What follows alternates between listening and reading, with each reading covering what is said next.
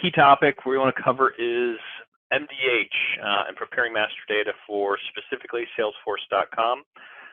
Obviously, standard iPaaS data model has some flexibilities, and we'll talk over a little bit of a use case at the end, and then hopefully have a little bit of time for some question and answer. As we said in the beginning, I'm from AIMDATA, one of the elite partners with Boomi. We are focused on enterprise data management, particularly master data management and data governance. And as we heard earlier, that means all things data integration as well. So agenda for this part, focused on getting the right data for Salesforce.com and then talking through a use case, a client deployment that leverage Boomi and MDH to prepare and deploy a net new Salesforce.com deployment for a global CRM conversion. So wanted to start off with, I think we talked a little bit about kind of the key data, the right data. What does Salesforce have? And there's some standard objects that we're all familiar with. There's the ever-present Salesforce account, there's the opportunity, there's the contact, and that's kind of what we like to call some standard master data. And then we start to get into other areas that become a little more gray, but are required depending on how you want to use Salesforce in your business processes. Specifically, if you're wanting to generate quotes from within Salesforce, a lot of our clients engage in the Salesforce journey thinking all they need is a customer master or a material master. One of the things we like to talk about is, do you need more than just a customer master to be able to generate a quote? So one of the things that we like to start off talking about is particularly folks in, say, a B2B industry, whether that be kind of the textile industry or the logistics industry. There's a lot of information that usually goes into generating quotes out of Salesforce. So what we like to always talk about is, hey, you've got standard information that we call customer master. And that's really what this top box is. It's what is their legal name, what is their actual location, what are some key segmentation values, like what's their industry, and what is maybe their hierarchy, who owns them, are they part of a broader corporate hierarchy that may drive entitlements. That's standard bread and butter customer master for Salesforce.com. However, there's a bunch of other details that typically come up as required to be able to generate a quote. So for example, right, those opportunities, do we need to know who the sales team is that's engaged? Are there only certain sales teams that can sell certain products?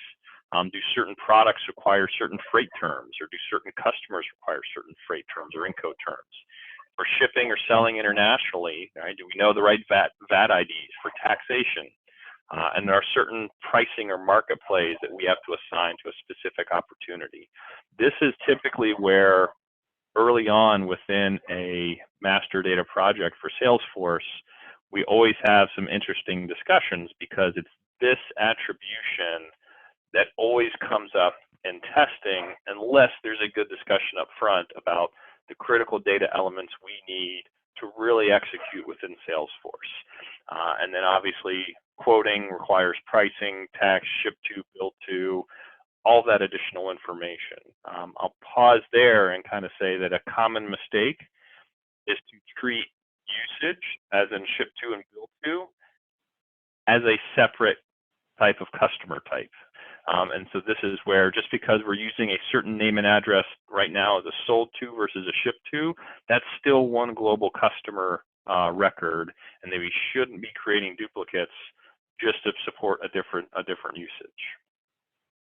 So I did, while Richard was speaking, kind of whip up a couple other examples based on some of the folks we had on the phone today. So we've done some work in the construction business as well, and some of the key master data use cases we've come across there is the concept of master project and the need for defining sub-jobs. So we may be doing design and architecture separately from actually the on-site building and deploying.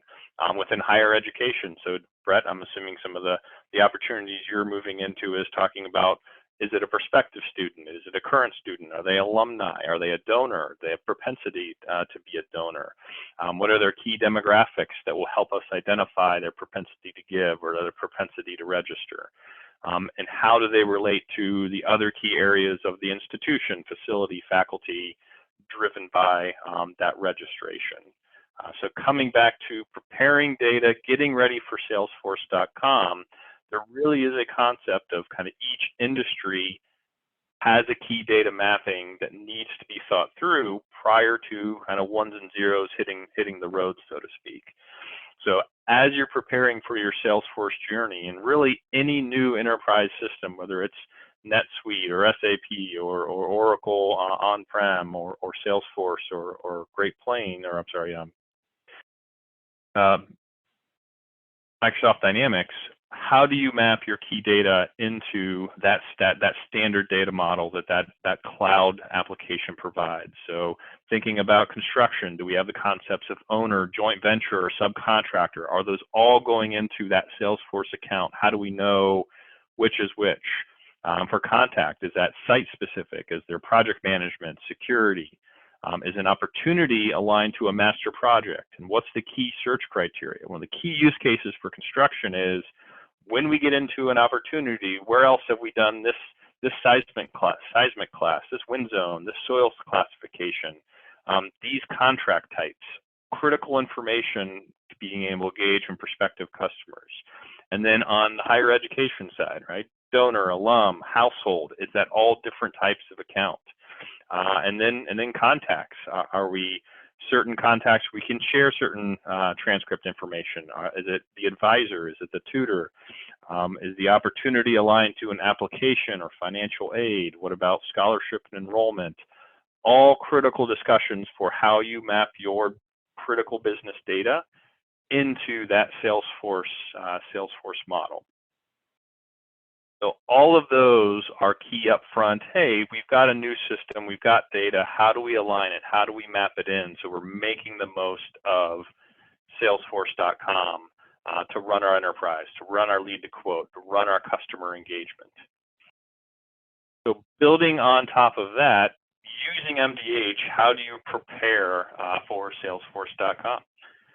So coming in, I want to talk quickly about a case study. So one of our AIMDATA customers, it's a global manufacturer, supplier of filtration products.